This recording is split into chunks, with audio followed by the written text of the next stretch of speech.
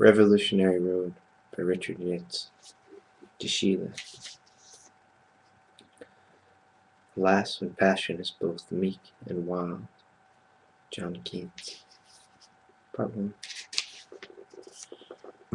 The final dying sounds of their dress rehearsal left the laurel players with nothing to do but stand there, silent and helpless, blinking out over the footlights of an empty auditorium. They hardly dared to breathe as the short, solemn figure of the director emerged from the naked seats to join them on stage.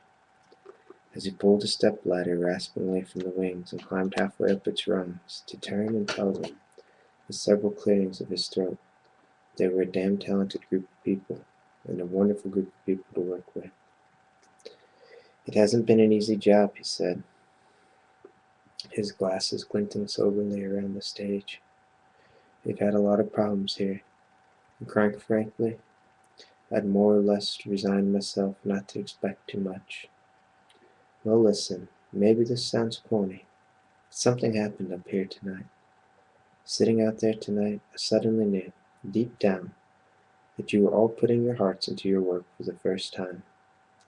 He let the fingers of one hand splay out across the pocket of his shirt, to show what a simple physical thing the heart was.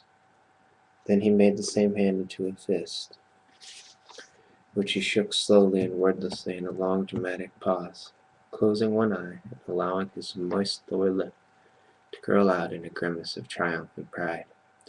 Do that again tomorrow night, he said, and we'll have one hell of a show. They could have wept with relief. Instead, trembling, they cheered and laughed and shook hands and kissed one another.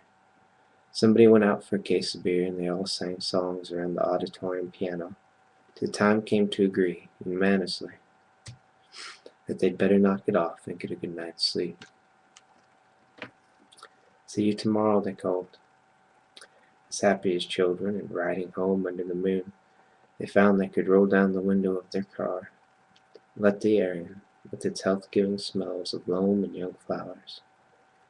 It was the first time many of the laurel players had allowed themselves to acknowledge the coming spring. The year was 1955, and the place was a part of western Connecticut, where three swollen villages had lately been merged by a wide and clamorous highway called Route 12. The laurel players were an amateur company, but a costly and very serious one, carefully recruited among the younger adults of all three towns. And this was to be their maiden production. All winter, gathering in one another's living rooms were excited talks about Ibsen, Shaw, and O'Neill, and then for the show of hands, in which a common-sense majority chose the Petrified Forest. And then for preliminary casting. They had felt their dedication growing stronger every week. They might privately consider the director a funny little man. And he was in a way. He seemed incapable of any but a very earnest manner of speaking. He would often conclude his remarks with a little shake of his head that caused his cheeks to wobble. They liked and respected him, and they fully believed in most of the things he said. Any play deserves the best that any actor has to give, he told them once. And another time, remember this, we're not just putting on a play here. We're establishing a community theater, and that's a pretty important thing to be doing. The trouble was that from the very beginning, they had been afraid they would end by making fools of themselves, and they had compounded that fear by being afraid to admit it. At first the rehearsals had held on Saturdays, always it seemed on the kind of windless February or March afternoon, when the sky is white, the trees are black, and the brown fields and hammocks of the earth lie naked and tender between curds of shivered snow. The players, coming out of their various kitchen doors and hesitating for a minute to button their coats and pull on their gloves, would see a landscape in which only a few very old, weather-looking houses seemed to belong, made their own homes look as weightless and impermanent, as foolishly misplaced as a great many bright new toys that had been left outdoors overnight and rained on. Their automobiles didn't look right either.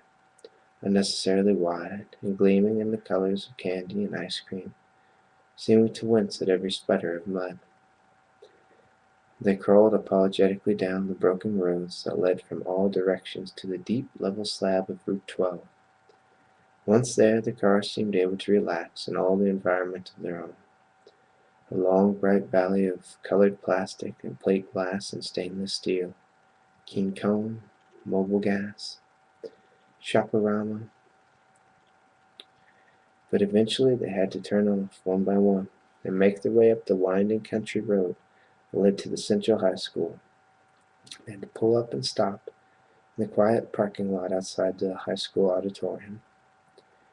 "Hi," the players would shyly call to another. "Hi." "Hey."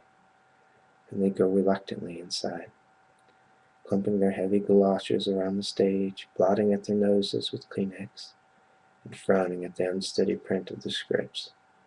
They would disarm each other at last with peals of forgiving laughter, and they would agree, over and over again, that there was plenty of time to smooth the thing out. There wasn't plenty of time, and they knew it. And the doubling and redoubling of the rehearsal schedule seemed only to make matters worse.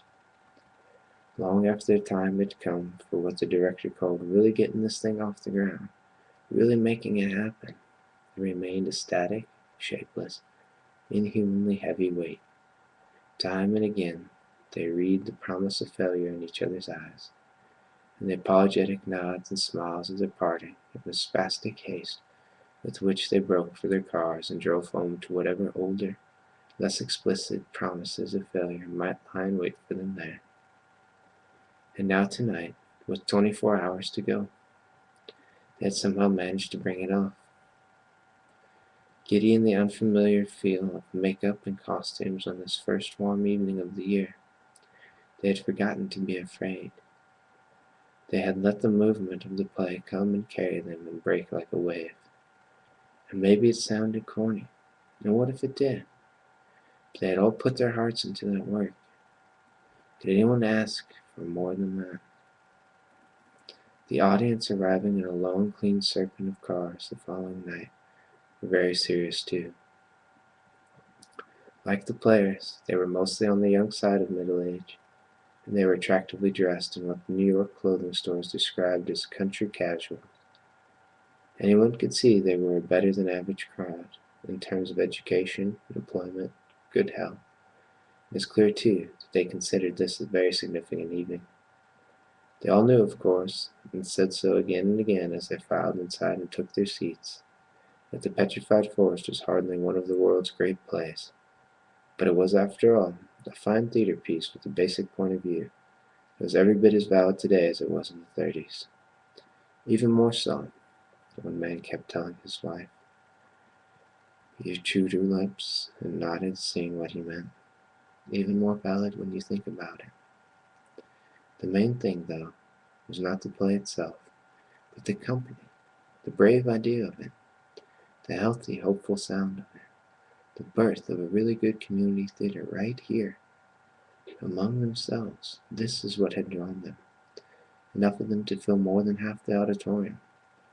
And it was what held them hushed, intense in readiness for pleasure as the house lights dimmed. The curtain went up on set, whose rear wall was still shaking with the impact of a stagehand's last-minute escape, and the first few lines of dialogue were blurred by the scrape and bang of accidental off-stage noises. These small disorders were signs of a mounting hysteria among the lower players, but across the footlights they seemed only to add to a sense of impending excellence. They seemed to say engagingly, "Wait a minute, hasn't really started yet. We're all a little nervous here yet, but please bear with us." And soon there was no further need for apologies, for the audience was watching the girl who played the heroine, Gabriella. Her name was April Wheeler, and she caused the whispered word "lovely" to roll out over the auditorium the first time she walked across the stage.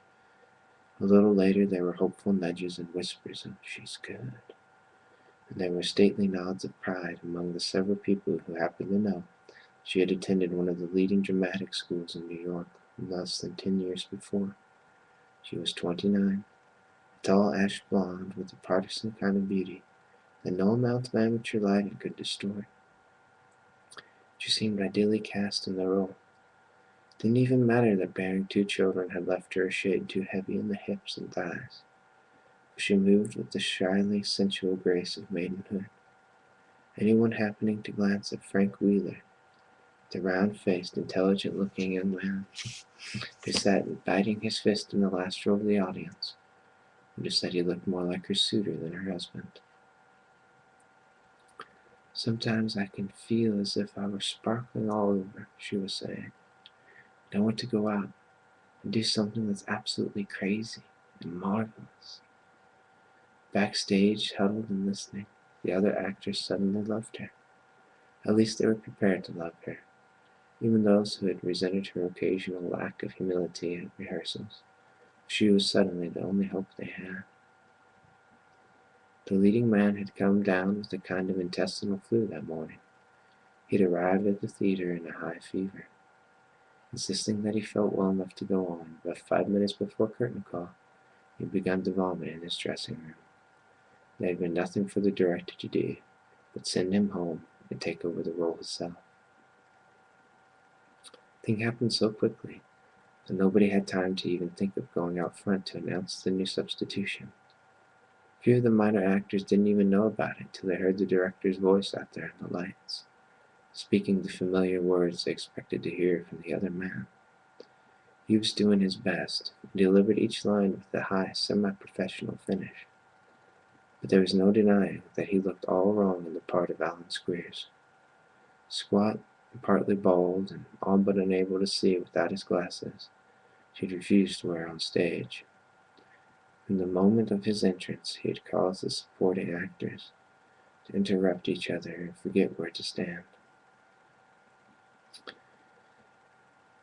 And now, in the middle of his important first act speech about his own futility, yes, brains without purpose, noise without sound, shape without substance, one of his gesturing hands upset a glass of water and flooded the table. Tried to cover it with a giggle and some improvised lines. "You see, that's how useless I am. Here, let me help you wipe it up." But the rest of the speech was ruined. The virus of calamity, dormant and threatening all these weeks, had erupted now, and spread from the helpless vomiting man until it affected everyone in the cast but April Wheeler.